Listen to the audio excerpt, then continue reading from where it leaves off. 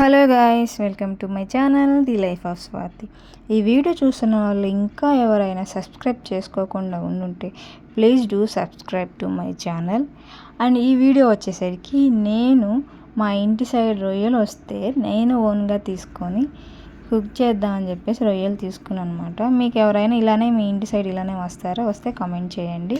అవి ఎంత కాస్ట్ ఉంటాయో కూడా కమెంట్ చేయండి. నేను ఎంత కాస్ట్ పెట్టానో మీకు లాస్ట్లో చెప్తానమాట. అది వర్తా కాదా కూడా కామెంట్ చేయండి. బేసిక్గా ఇవి ఎంత ఉంటాయో కాస్ట్ నాకు తెలియదు, ఐడియా లేదు. సో అంతే అనమాట.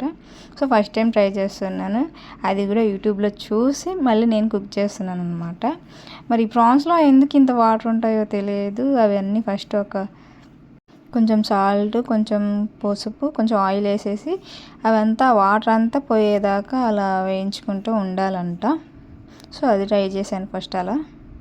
తర్వాత అందులో కావాల్సిన టమాటా, ఆనియన్, పచ్చిమిర్చి కూడా కట్ చేసి పక్కన పెట్టుకున్నాను. నేను వచ్చేసరికి గోంగూర వేయాలి అని అనుకున్నాను. గోంగూర కూడా కడిగి పక్కన పెట్టుకున్నాను. ప్రాన్స్ కర్రీ మీలో ఎంతమందికి ఇష్టమో కమెంట్ చేయండి. అండ్ ప్రాన్స్ కర్రీని ఎలా వండితే బాగుండిద్దో కూడా కమెంట్ చేయండి. అంటే దానికి ఏ కాంబినేషన్ బాగుండిద్దో కామెంట్ చేయండి. గోంగూరనా లేకపోతే ఉల్లిపాయలు, టమాటాలు నార్మల్గానా, అలా ఉంటుంది కదా వెరైటీ అలా ఏది బాగుండిద్దో కామెంట్ చేయండి. నేనైతే ఫస్ట్ టైం కుక్ చేస్తున్నాను, ఏదో ట్రై చేస్తున్నాను చూద్దామని చెప్పేసి. నాకైతే సీ ఫుడ్లో ప్రాన్స్ అంటే చాలా ఇష్టం, మై ఫేవరెట్ అనమాట. బట్ మా ఇంట్లో ఎప్పుడు ఫిష్ తప్ప ప్రాన్స్ చెయ్యరు. సో అదే బ్యాడ్ లక్ నాకు అనమాట. ఇంకా బయటికి రెస్టారెంట్స్కి వెళ్ళినప్పుడు తింటాను తప్ప ఇంట్లో కుక్ చేయరు. అందుకే నేనే తీసుకొని చేస్తున్నాను ఇవాళ. చాలా వీడియోస్లో చూశాను అనమాట, ప్రాన్స్ని సపరేట్గా కుక్ చేశారు అండ్ గోంగూర కూడా సపరేట్గా కుక్ చేసి అది మిక్సీ పట్టి మళ్ళీ ప్రాన్స్లో కలిపారు. అంత ప్రాసెస్ నేను చేయదలుచుకోలేదు.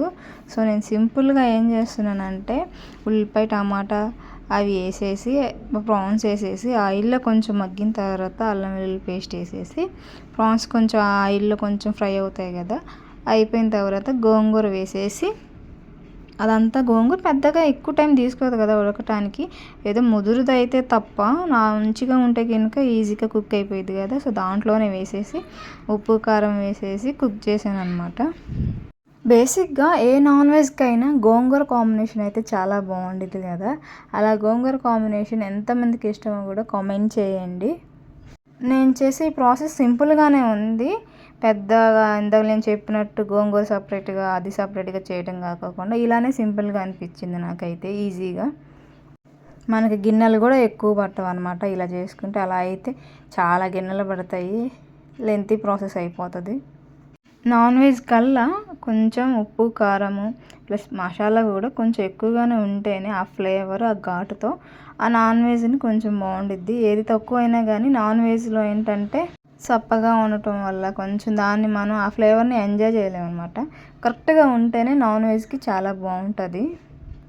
రిమైనింగ్ వెజ్ కర్రీస్ ఎలా ఉన్నా సరే కొంచెం అడ్జస్ట్ అయిపోవచ్చు, కానీ నాన్ వెజ్కి మాత్రం కొంచెం చూసుకోవాలి.